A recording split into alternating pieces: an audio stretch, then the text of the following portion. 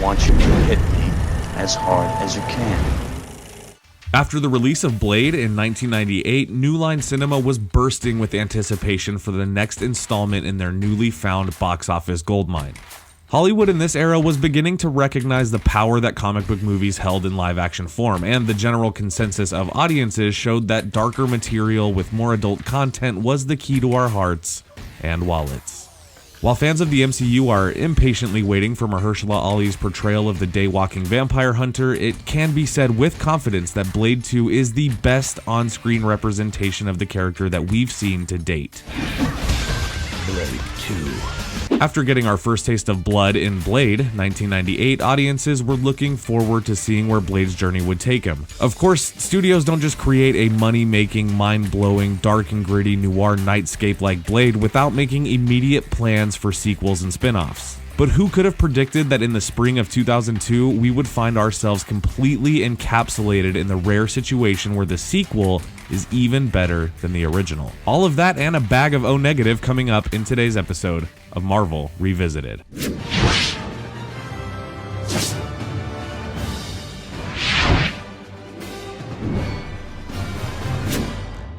Blade's original director, Stephen Norrington, declined the opportunity to return to the helm as he'd taken on the problematic and seemingly cursed project that would ultimately drive Norrington into early retirement: Alan Moore's The League of Extraordinary Gentlemen. You've done terrible things in England.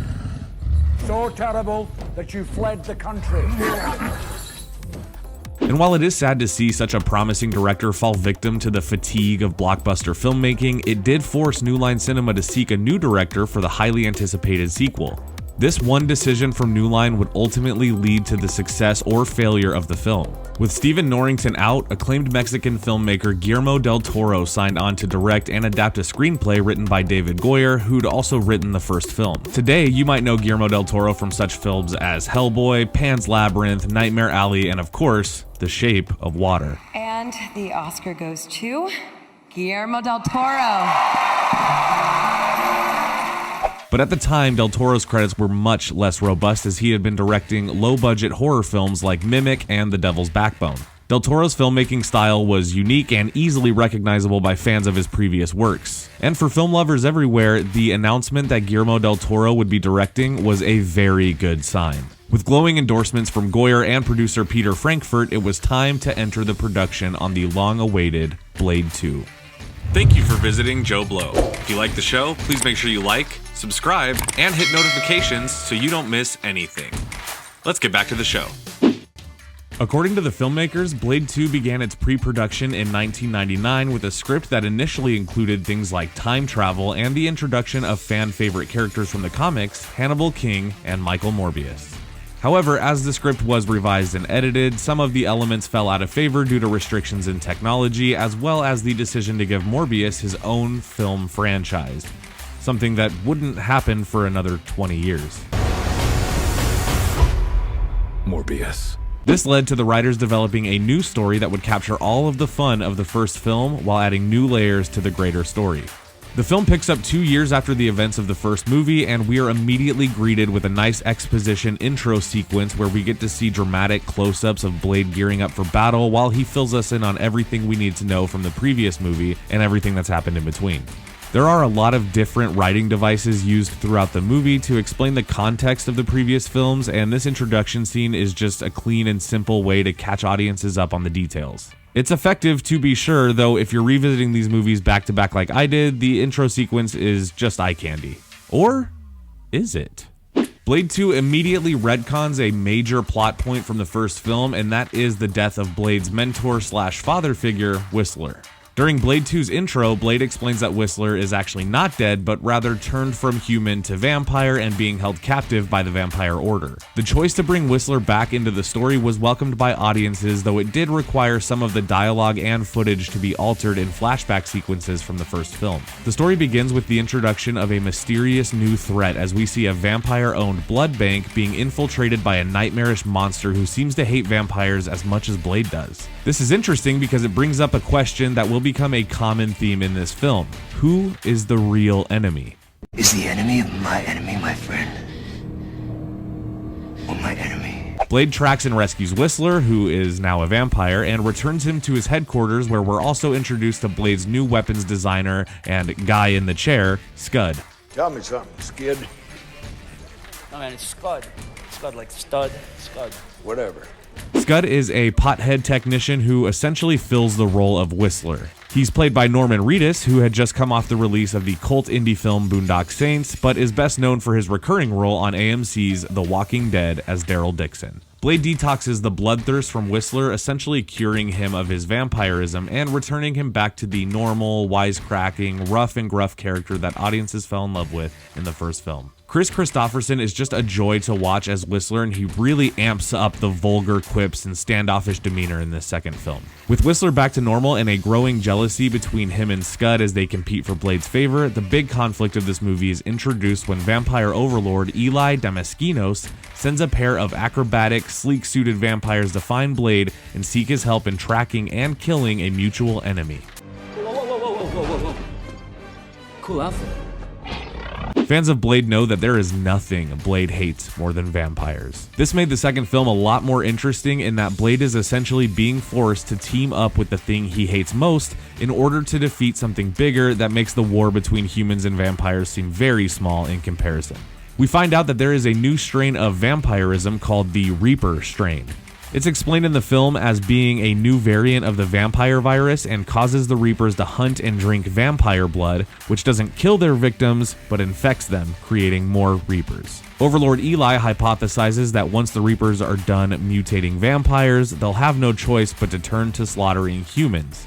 There's that theme of who's the enemy creeping its head again. Blade, despite his clear hesitation, decides to play along with the vampire order so he can get access and clearance deeper and deeper into the underground of vampire activity. He assembles a team of highly trained vampires who have spent 2 years training to hunt the best of the best in order to assist Blade, Whistler, and Scud in their mission. The gang is a group of mercenary vampires that consists of Nisa, played by Lenore Varela, who is not only a badass but also the daughter of Eli Damaskinos, the vampire overlord. As well, we get Chupa, Snowman, Priest, Lighthammer, and Reinhardt. Now, Guillermo del Toro is notorious for his specific style and aesthetic, and that is stamped all over the movie in subtle ways, from the design of the vampires to the set and costume designs, and even the presence of frequent Guillermo del Toro collaborator Ron Perlman. Want anything done right, you gotta do it yourself. Ron Perlman is great in this film, and seeing him in this role makes it really cool to see what he and Guillermo del Toro went on to do with the Hellboy franchise. There's a lot of similarities, but also a lot of differences. It's great. The dynamic of this team also works really well. There's a bit of love interest between Blade and Nissa, which is taboo in nature seeing as Blade hates vampires. It adds a nice layer of sensitivity to the film that Karen filled in the previous movie. Snowman is the quiet type who clearly isn't here to make any friends, and Lighthammer looks like this. The team-up element of this movie feels very Suicide Squad-esque, and it really works within the context of the story. The team clearly hates Blade, and the feeling is obviously mutual, as Wesley Snipes' character and Ron Perlman's character have an ongoing tension and unfriendly back and forth, which is so much fun to watch, and you find yourself getting very invested in. God, it'd be so easy. Blade and his team have an epic early 2000s nightclub battle scene when they encounter a group of Reapers. The team discovers that Reapers are not only faster and stronger than the ordinary vampire, but they're also immune to many traditional vampire weaknesses. This information forces the team to work together in order to create a plan to triangulate, trap, and destroy the Reapers while taking out their leader, Patient Zero, Nomak. Nomak's origin and connection to the characters is ambiguous, but it's hinted at many times throughout the movie. When designing the vampires for this movie, fans were immediately able to recognize the differences between the first film and the second film. Guillermo del Toro went on record saying that he wanted vampires to be scary again. This is clear in the Nosferatu-style design for Eli and the Reapers, and the use of prosthetics and practical makeup blended with the limited CGI technology for the grosser details of these Reapers. And speaking of CGI limitations, if there is one thing that doesn't hold up upon rewatching this movie, it's the fully animated fight sequences that pop up throughout the movie. There's a handful of scenes that are done completely in CGI, which is pretty standard practice in superhero movies today, but at the time was much more tricky of a process to pull off. It doesn't really age well, but Guillermo del Toro is a genius when it comes to practical effects, so while some of the movie is pretty spotty in CGI, the practical effects definitely make up the bulk of the film. So the team has identified that UV light is the only thing that they can use to defeat the Reapers. This sends the squad into battle with a bunch of new high-tech UV light bombs. The team spreads out, which allows the pacing to slow down and focus on individual character conflicts and more intimate storytelling. It's here where some information is discovered, and one of the team members is turned from vampire to Reaper, which brings us nicely back into action. At this point, Blade's suspicion of the Vampire Order and the truce between them and Blade is confirmed as the team begins to turn on Blade and Whistler. We get to see the vampires getting kind of picked off one by one as they either kill themselves or kill each other or this.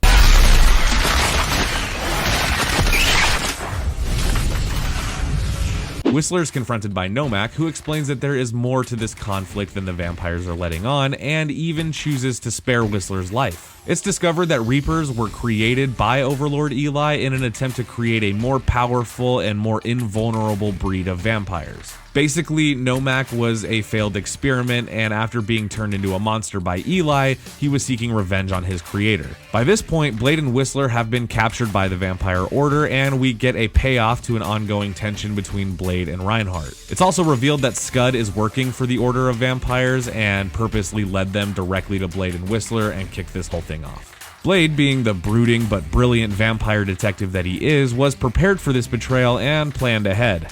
The final battle is in effect and heads are gonna roll. Blade and Whistler escape their capture and begin individually kicking vampire ass with high-flying kicks, swashbuckling, and of course, a great soundtrack. Nessa unfortunately doesn't survive her encounter with Nomak as he bites her and infects her with the Reaper virus. Nessa, being Blade's love interest, completes her story by getting Blade to carry her into the sun to spend her final moments taking in the rays before turning into hot ash in Blade's arms. Whistler and Blade survive the whole ordeal, and the movie ends with a heroic smolder from our heroes. The ending of this movie just feels deserved. From the way it's written, this movie takes you on an exhausting journey to the finish line. You really feel the hours of labor put in by these characters, and by the time it's over, you're spent. There's no time jump to the next adventure, there's no setup for a big reveal in the next movie, there's no post-credit scene. It's a story that takes you to the brink and then ends. The rewatch of this film was very refreshing in that it's a self-contained film. You don't have to have seen the first film to understand what's happening, and you don't need to watch the next film for the payoff to anything established in this movie. It's like Guillermo del Toro knew that this would be his only Blade movie and decided to make it fit the ongoing narrative while also working as its own standalone feature film. It's like a slice of Guillermo del Toro history. While the first movie was primarily shot in Hollywood, this film shot at Prague Studios in the Czech Republic, as well as some shooting done in London, which amplifies del Toro's filmmaking gothic aesthetic even more. The film was released in theaters in March of 2002 and received mixed reviews from critics, saying that the direction, performances, and cinematography were excellent, but the number of characters made it difficult to have enough development for each of them. This didn't stop the movie from becoming a box office hit, as it brought in a home run return of $155 million off of just a $54 million budget. Amen, brother. It also saw a very good home video release, as they included some special features that really enticed fans of the film to purchase. The DVD included a deleted flashback scene where we see Blade first meeting Whistler, and I know people personally who have bought the DVD just to see it. It was 2002. Give him a break. After the success of this film, Guillermo del Toro went on to give massive praise to the cast and crew for the film's success, specifically giving praise to Wesley Snipes by saying, quote, "Wesley knows Blade better than David Goyer, better than me, better than anyone else involved in the franchise." And to this day, fans agree. Wesley Snipes had already given the performance of a lifetime with Blade, but this film further solidified him as the character. Similar to how fans see Robert Downey Jr. and Iron Man as one entity, the same can be said for Wesley Snipes and Blade. You obviously do not know who you are f***ing with. This movie really takes the best elements of the first film and amps them up to a bigger and better film. Wesley Snipes was clearly in his element in the movie as Blade, and he even feels more human than vampire while maintaining his intimidating and almost scary image. Blade does crack a few jokes, he gets some incredible quote-worthy lines. Adolf here gets the first shot. Come on, what are you looking at her for? You need permission? And as always, we can count on our stylish vampire hunter to be having an over-the-top action sequence that ends with the iconic Blade sunglasses catch. It's also worth mentioning that the soundtrack of this film was a success as well, which can also be said for the first movie. Blade 2 soundtrack cracked the top 50 on the Billboard 200 for that year, and the movie also got a video game counterpart, which was released in 2002 as well. This would help secure the third Blade film a significantly higher budget. But does bigger always mean better? Bigger the better. Before Blade 2's release, David Goyer had already signed on to write the next film, which was meant to conclude the trilogy and set up spin-offs for other characters in the Blade canon. It was a film imagined to include more action, more advanced movie technology, more comic-accurate characters, and of course, more Blade. Blade Trinity. As we know, history always ends up repeating itself in one way or another, as the next film, Blade Trinity, would not see the same director returning to the helm. The final installment in Blade was a departure from some of the things that audiences had grown to expect from the Daywalker, but that, of course, is a story for another time. Thank you again for watching today's episode of Marvel Revisited. We will see you next time. Get you later.